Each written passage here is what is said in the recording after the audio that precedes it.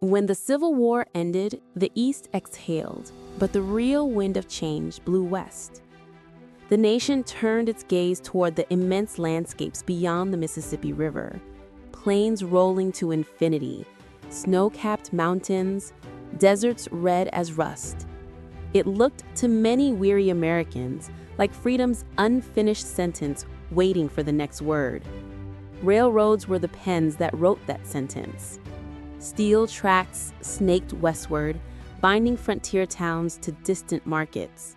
Telegraph lines followed, bringing the crackle of connectedness to places once measured only by horizon. With every mile of track, the frontier shrank, and opportunity seemed just one ticket away.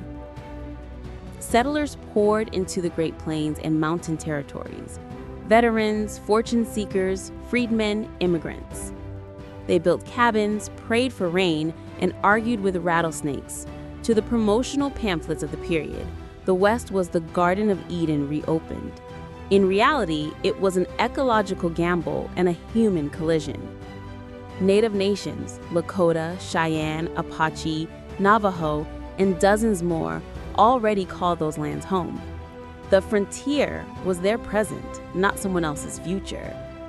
The discovery of gold in California, silver in Nevada, and copper in Montana lit a fever that no doctor could cool.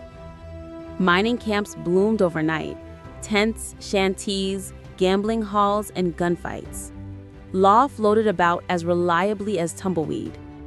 Yet, the promise of instant riches drew thousands more, including those who became legends: Wild Bill Hickok, Calamity Jane, Buffalo Bill. Newspapers in Chicago and New York turned them into national celebrities, heroes of a romantic frontier that already existed more vividly in print than in reality.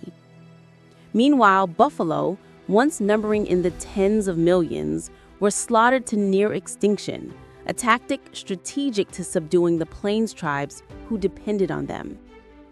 The Indian Wars, stretching through the 1860s and 1870s, saw both courage and catastrophe.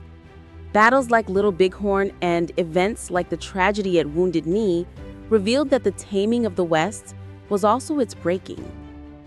Rail lines reached the Pacific in 1869. Stagecoaches gave way to locomotives. Trails turned into highways.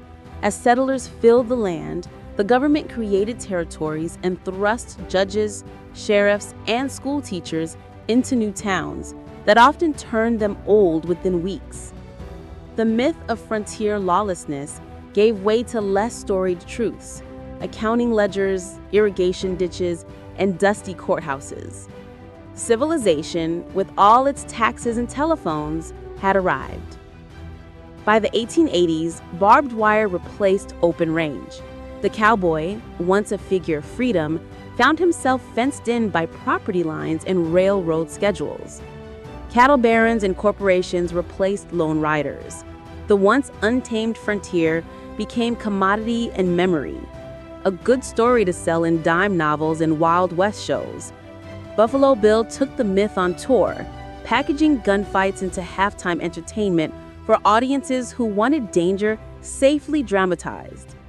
The closing act came quietly in 1890, when the U.S. Census Bureau declared the frontier officially ended. Every corner of the continental United States, it said, had been settled or mapped. America had no more Wild West, only farmland, towns, and the lingering echo of hoofbeats fading into the industrial age. The Wild West had arisen from grit and imagination. It fell under its own success. Expansion brought wealth, but erased wilderness and reordered worlds. What remained was the legend, half truth, half hope, a shimmering mirage of independence that endures because it tells us who Americans once believed they were and who, still, they dream of being. This tangled yarn of both creation and destruction is part of the American story. Subscribe and join us as we uncover the next incredible chapter of the nation's story, just a click away. Subscribe to 5-Minute History and ride with us through the legends, the battles, and the bold moments that shaped a nation, one wild, unforgettable chapter at a time.